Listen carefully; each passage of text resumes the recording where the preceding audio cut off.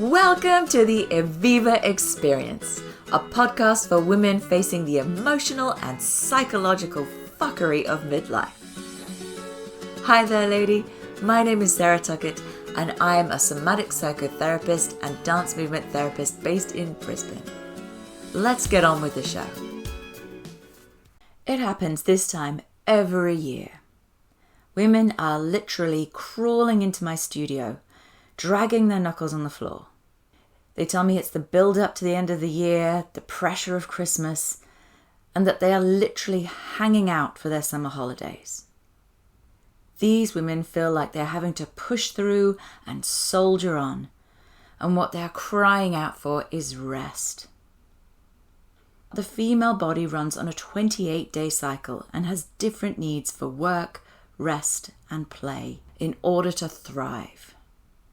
Otherwise, our hormones suffer and we burn out. So today, I'm going to tell you about 7 different types of rest that you might need this summer. But first, a quote. There's an awesome book called Rest, Why You Get More Done When You Work Less by Alex Soojung Kim Pang. He says, "Rest is not work's adversary. Rest is work's partner. They complement and complete each other." Work and rest aren't opposites like black and white or good and evil. They're more like different points on life's wave. You can't have a crest without a trough.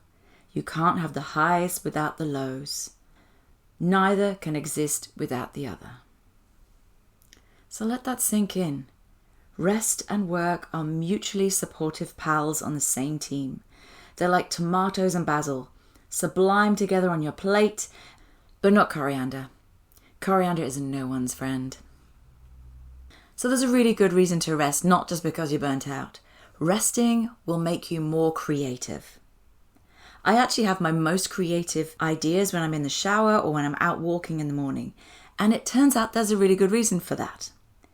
So when you are at rest, your cognitive mind, so that's the externally focused, task-orientated thinking part of your brain, this bit gets switched off, and instead other parts of your brain are firing away. And they call this the default mode network. And whenever you're going for a gentle stroll or taking a power nap or doing something creative, your brain switches into this default mode network. And this allows a more inward-focused, task-unrelated thinking, which means your subconscious mind now has the time to wander through memories and think creatively about the future.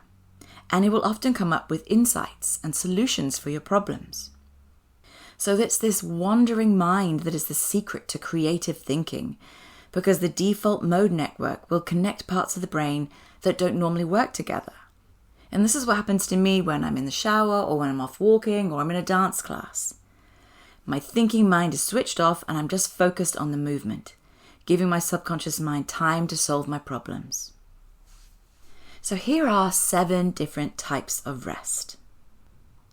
Number 1, physical rest. Obviously, sleep is the big one. We all know that. We all know we need 7 to 8 hours sleep a night. But it could be that you're not getting the right type of sleep. If you take alcohol or drugs, you actually become sedated. So it's different to sleeping. Sedation is different to sleeping, which is a total bummer because it's actually the deep sleep that we need, which is restorative, and it actually protects you from anxiety. It may also be that your body would like some physical rest in the daytime. Rest might mean lying on your back on the sofa watching Netflix, but it also might mean gentle movement. Gentle movement might also be a form of active physical rest for your body because it increases the sense of ease and flow in your body. We all know that we live a very sedentary life these days, and this might have gotten worse for most of us if we work from home, but our bodies are meant to move all day. So just incorporating a few micro movements like a wriggle of your shoulders or your bum, it might bring a sense of ease to your body. My favorite form of physical rest is just taking a gentle stroll around my neighborhood. We've got really big hills here in Red Hill. The clue is in the name. But I absolutely adore the stretch, and my mind gets to float free as a bird. But I know that we're all unique, and actually there's a friend of mine, this would be her idea of hell, going up and down these hills. So do the kind of movement that works for you, not for anybody else. Some of you might actually be pushing your body too hard by getting too much exercise. And your body might be crying out for a little bit of a break, but your mind is telling you, no, I always do this on this day. So what if we just slowed it down for a minute? What if we really listened to your body? Does it really want you to go to that HIIT class, or does it want you to recuperate a little bit? Do your muscles need a bit of a break? Do you need an active physical rest like stretching or yoga? Number 2, creative rest. As I've just mentioned, sometimes your brain needs a little bit of a break in order to come up with amazing ideas or concepts. It needs the space, time, and energy to create these ideas. You can't just say, well, I'm going to be creative between the hours of 12 and 2, because the creative process isn't like that. Your brain might need a break from the relentless pressure of thinking, of daily life, in order to generate those fabulous ideas. So maybe you need to go for a walk in nature, or play with your pets, or literally just stare up at the ceiling. Zone out and give those thoughts time to pop up into your brain. Your brain also might need novelty to stimulate new ideas. So perhaps invite fresh new things into your routine, a different walk on your way home from work, or listen to new playlists or new podcasts. Try different foods. Allow inspiration to strike from the novelty. Number 3, sensory rest. If, like me, you were born in the era before smartphones and high-tech TVs, your brain would have enjoyed more sensory rest then. But now our senses are overstimulated on a daily basis. In Denmark, they have this wonderful term. It's called hygge. And it's all about sensory comfort and coziness in their long winter nights. They use a lot of candles, comforting foods. People gather together and play board games. And they use blankets and fires to keep warm. They snuggle up and they read books.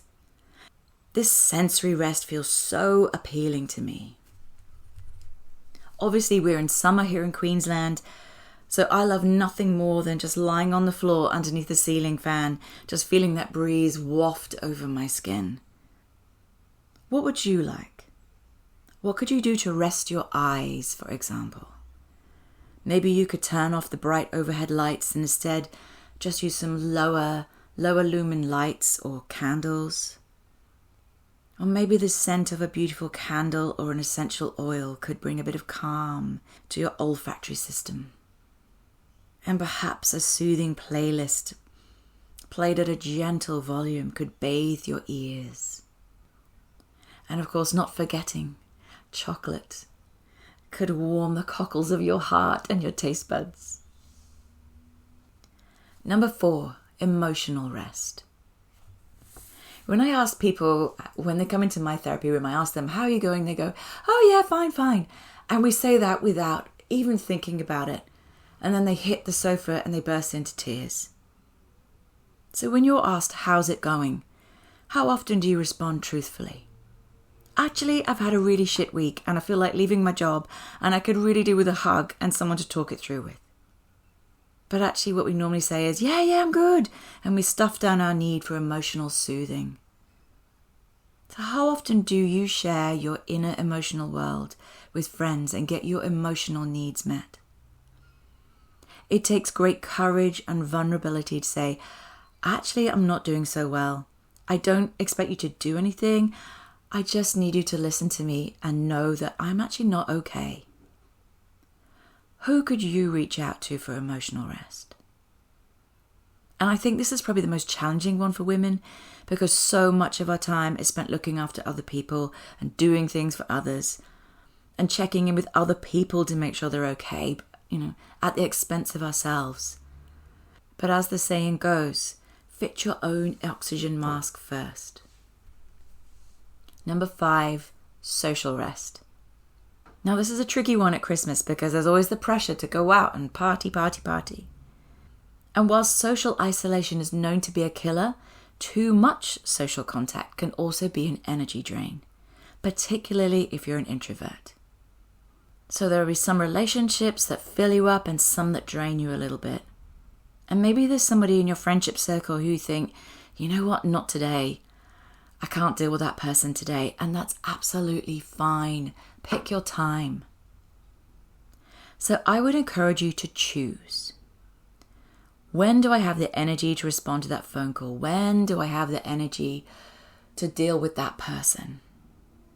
Not because you don't love or respect these people, but because you're making a discerning choice about what's the right time for you and choosing social rest. Number 6, soul rest. What does your soul need? I like to think of soul as the space between. The space where there are no words, just a sense of knowing. Does your soul need tranquility, or does it feed on the energy of hustle and bustle? Does it want silence, meditation, and stillness, or does it feed on vibrancy? At the beginning of this year, I started going to a co-working space on my non-client days, and I'm not kidding, my soul literally buzzed with happiness because I'm an extrovert and I've been working at home for the last 8-9 years. And I love it. But I swear my soul was shining as I rode in that elevator. And I probably grinned like a complete weirdo at the coffee machine in the kitchen. I was like, oh my God, there's humans around. I was just so excited to be back around people. And my soul loved it. So what does your soul need? What kind of soul rest do you need? And number 7, the final one, mental rest. And this is probably the thing that people mostly think of when they think of rest. Do you ever have days when you get home from work or uni or wherever you are and you can't switch your mind off? Your mind is just literally buzzing with what someone says or the argument you've had or the email that you've just read. Maybe you're worrying about a presentation tomorrow. And our minds just ruminate. They go over and over and over, trying to think through. They're worrying. And unfortunately, worrying is one of the most unproductive ways to spend your time, especially at 3 o'clock in the morning. However, there's a really useful technique that you can do, and we call it containment. We're going to contain that worry or that thought. To contain the thought, I'm going to invite you to write it down on a piece of paper. And either put it beside your bed if it's at nighttime, or write it in your diary. And you're going to say to yourself, I'm entrusting this piece of paper to hold my worry until I can actually do something about it. Because right now, here at 3 o'clock in the morning in bed, I can't actually do anything about it. And if you want, you could even just imagine this.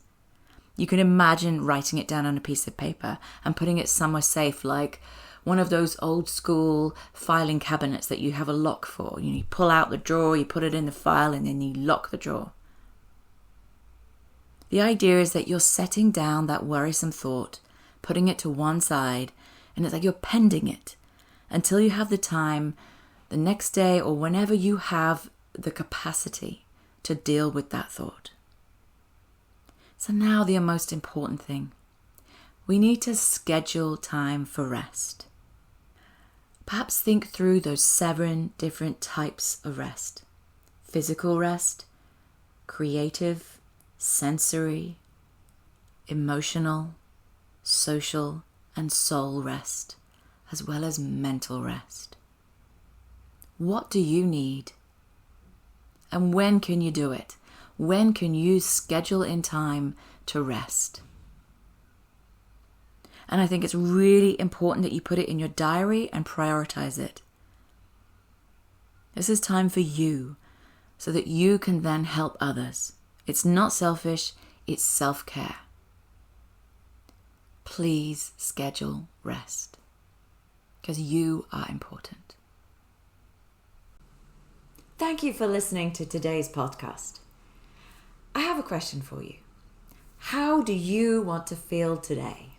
Powerful, playful, or present? Download my free guide, Feel Your Va-Va-Voom in 60 seconds, and find out how.